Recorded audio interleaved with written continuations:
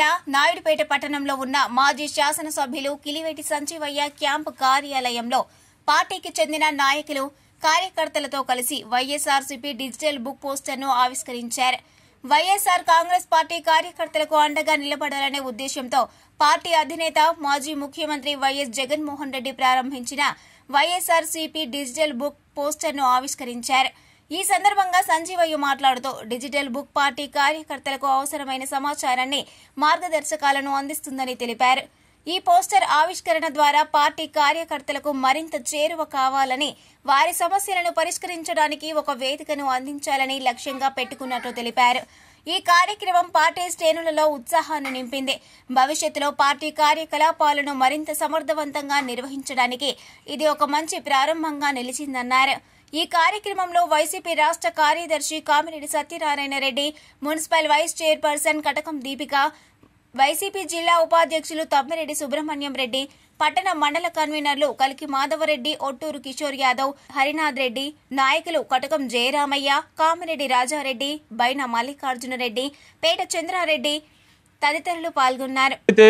ఏ అధికారి అయితే మీకు ఇబ్బందులు పెట్టారో, ఏ అధికారి న్యాయానికి వ్యతిరేకంగా అన్యాయంగా మిమ్మల్ని ఇబ్బంది పెట్టారో, మీకు అన్యాయం చేశారో, ఏదైతే తెలుగుదేశం పార్టీ కార్యకర్తలు కావచ్చు, వాళ్ళ నాయకులు కావచ్చు, ఎవరైనా కూడా మిమ్మల్ని ఇబ్బంది పెట్టుంటే, మిమ్మల్ని వివక్షకు గురి చేసి ఉంటే వాటిని కూడా వీటన్నిటిలో పొందుపరచచ్చు.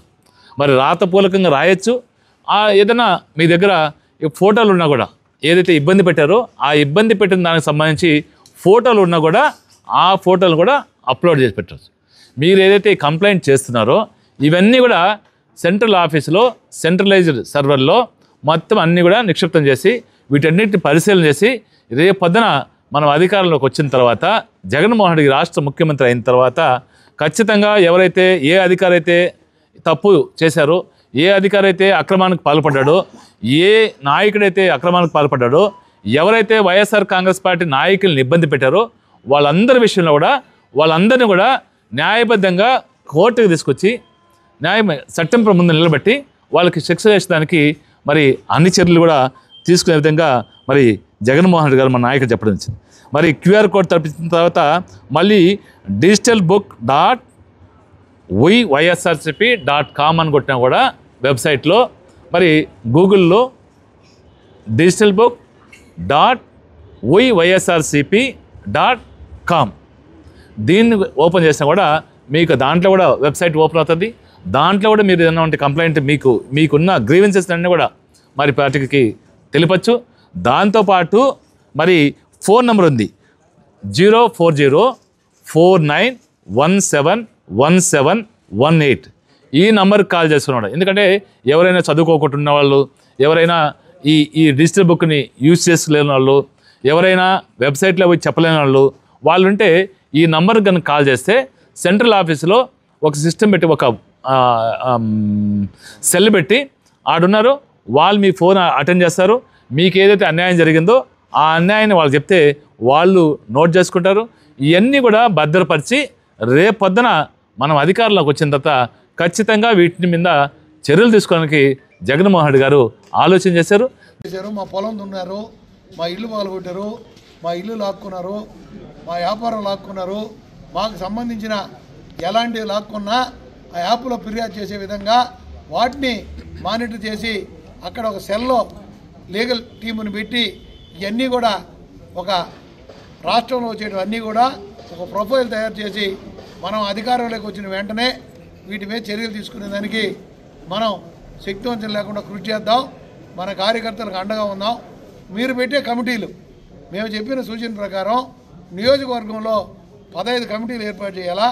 ప్రతి నియోజకవర్గంలో అన్నిటికీ సంబంధించి 15 కమిటీలని ఏర్పాటు చేసే విధంగా చర్యలు తీసుకోండి.